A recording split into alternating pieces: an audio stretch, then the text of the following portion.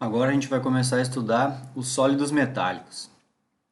Bom, a gente já viu aqui, né, que os metais se ligam entre eles. E a gente também viu que os metais ele têm a tendência enorme em perder elétrons. E aí então essa ligação entre metais é simplesmente ligação entre átomos em que todos querem perder elétrons. Então a gente diz que eles se encontram como se tivessem, como se fossem cátions, né?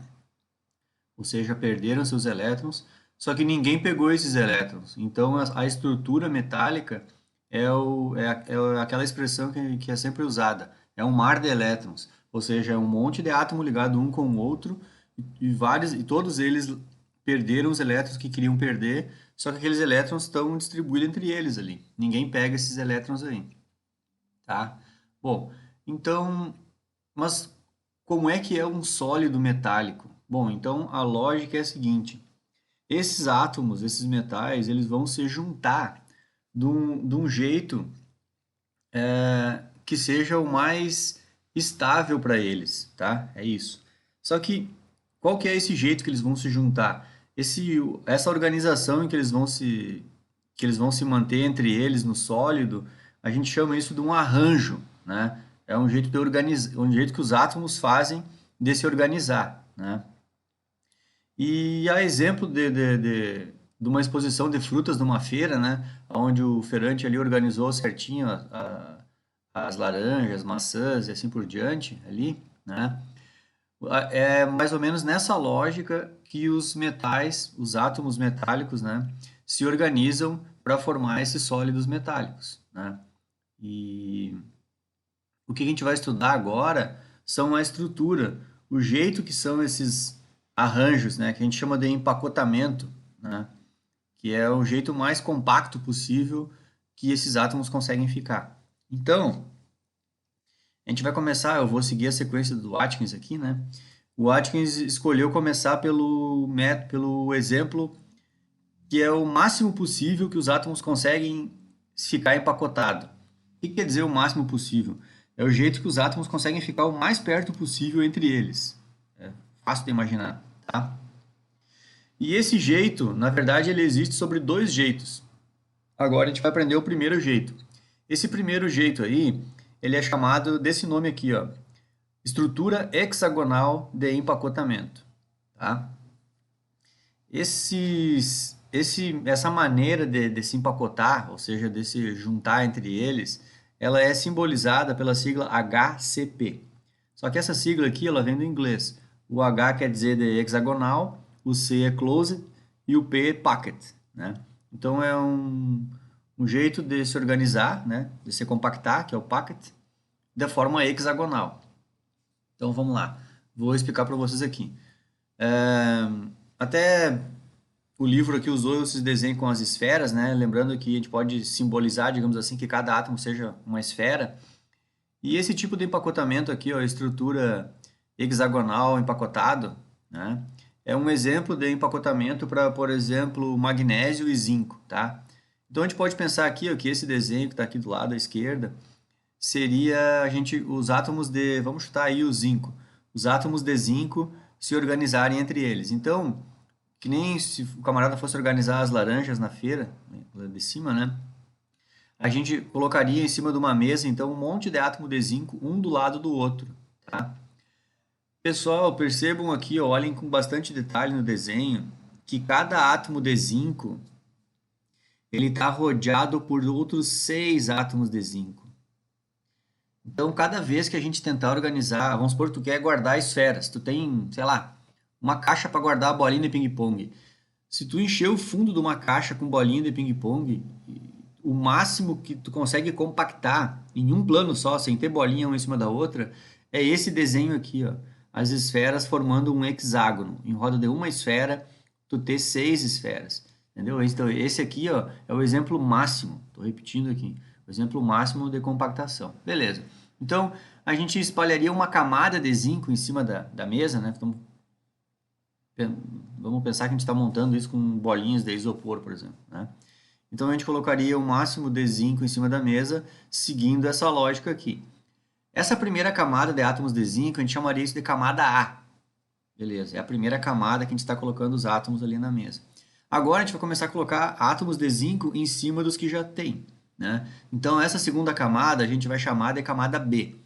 Como é que a gente pode colocar os átomos da camada B? A gente vai colocar em cima dos vales. E como isso aqui é uma esfera, uma bola, entre três esferas dessa aqui vai ficar um vale. Um vale quer dizer que é uma pequena depressãozinha, onde quando tu, vamos supor assim, ó, se tu largar um átomo de zinco bem em cima um do outro, tu mal mexe nisso e a bolinha já vai cair para uma depressãozinha, que a gente chama, né? Uma depressão, melhor dizendo, tá? Mas é um valezinho que tem entre as três esferas.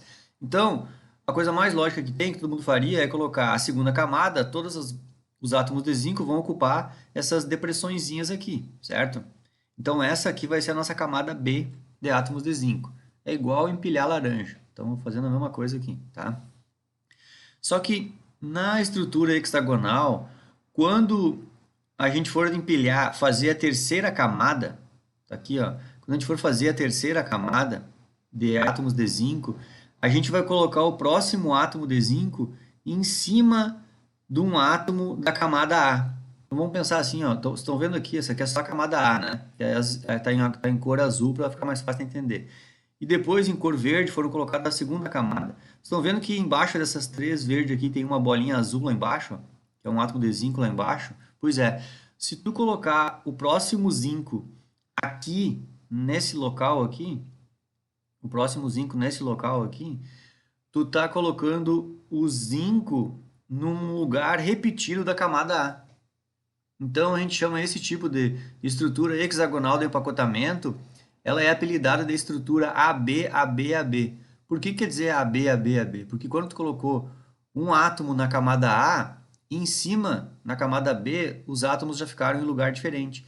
Mas na terceira camada, os átomos voltaram a ficar igualzinho como estavam na primeira camada. Então a gente diz que a gente tem camada AB, AB, AB. Então isso aí é uma sucessiva pilha, empilhar átomos de zinco desse formato aí, a gente vai ter essa estrutura aqui, ó.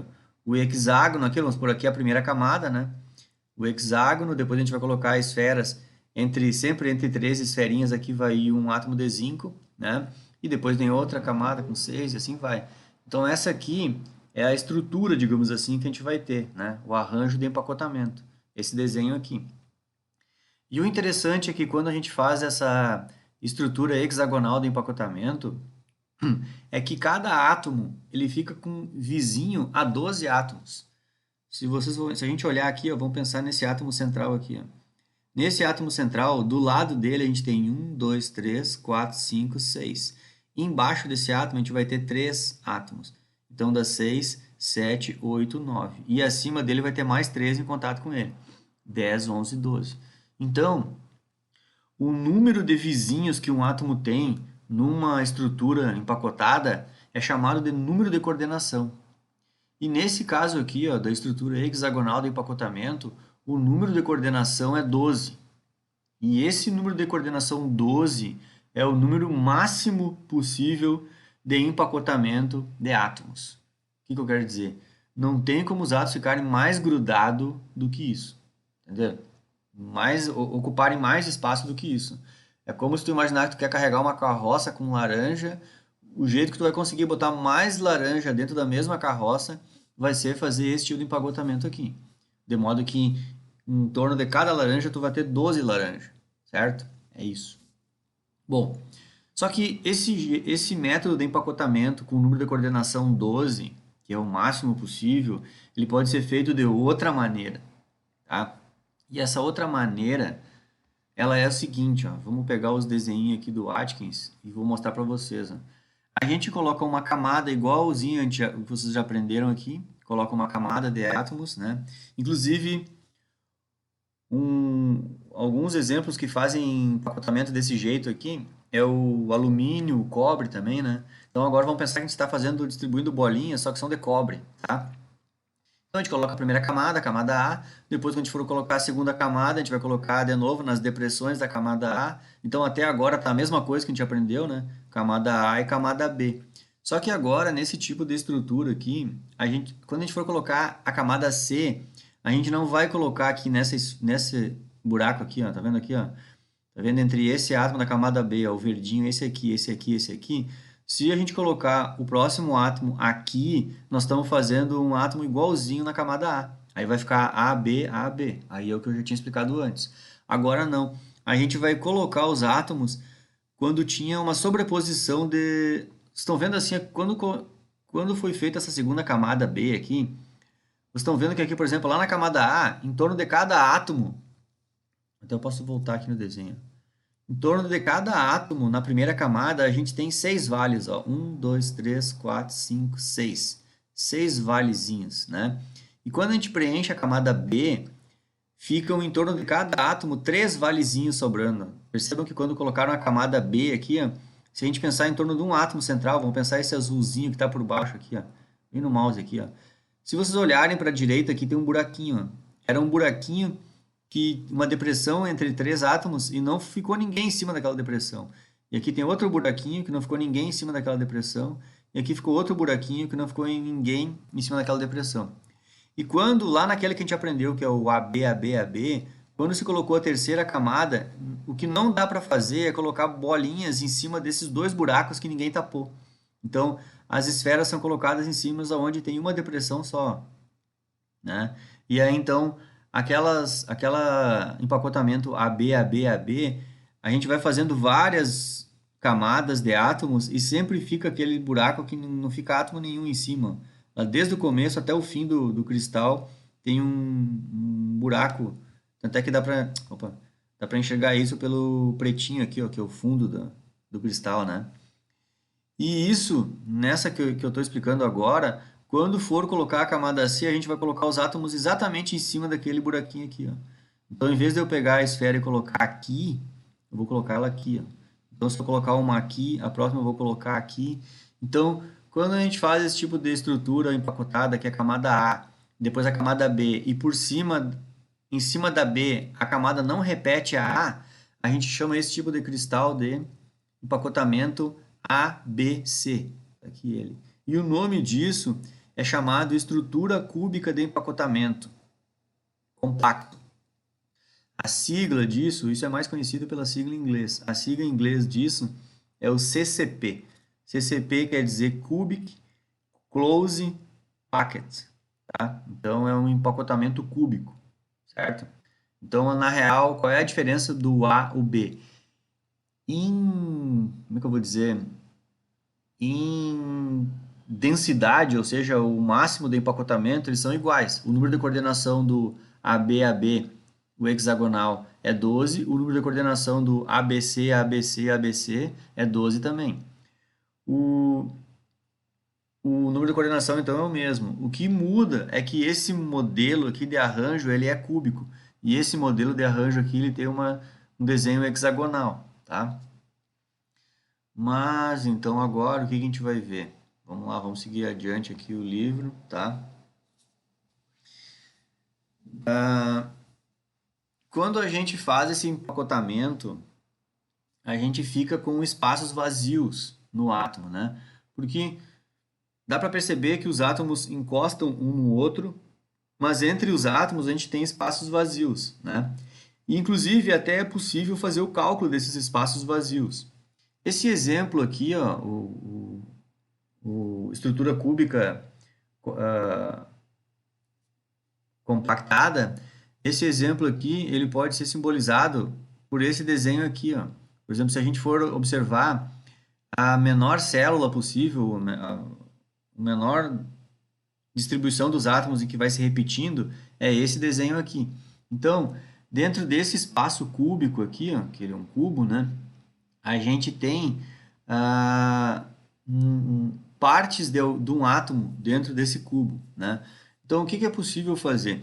É possível ver que quando os átomos se organizaram nessa configuração aqui, a gente pode calcular qual que é o volume de um cubo e quanto desse volume está ocupado por átomos. Ou, em outras palavras, quanto desse volume do cúbico é vazio, é espaço sem nada, não tem átomo ali.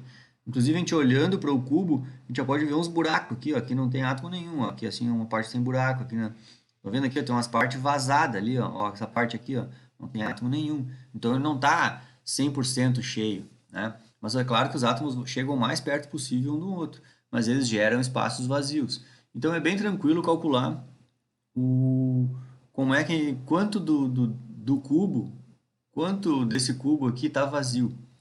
Então, para fazer o cálculo, a gente pode pegar esse exemplo aqui, ó. Até vou seguir o mesmo exemplo do livro, que é o seguinte, ó. A gente pegou então uma estrutura cúbica, né? E a gente vai fazer o cálculo de quanto do cubo está vazio. Para mim ver quanto do cubo está vazio, basta eu fazer o seguinte cálculo aqui, ó. Eu saber o volume total das esferas, o volume total de átomos que tem ali dentro e dividir pelo volume total do cubo. É simples, né? Então, quantos átomos tem aqui dentro desse cubo, nessa estrutura aqui, ó, ABC? Nesse caso aqui, a gente vai ter o seguinte, ó. Nas arestas aqui no canto do cubo, a gente tem 1/8 de cada átomo. Aqui, inclusive, eu botei para vocês um videozinho de uma prof lá, que pega um aquáriozinho de vidro e ela simboliza os átomos como laranja. Então, por exemplo, esse átomo que está bem aqui no centro aqui, é como se tu pegasse, vamos supor que a laranja fosse um átomo, tu só corta a laranja no meio, e é isso aqui, então é uma laranja cortada ao meio, ou seja, é a metade de um átomo que tem aqui. Só que a mesma coisa que a gente tem uma metade do átomo aqui, na face oposta ao cubo, para o lado de baixo, nós temos outra metade.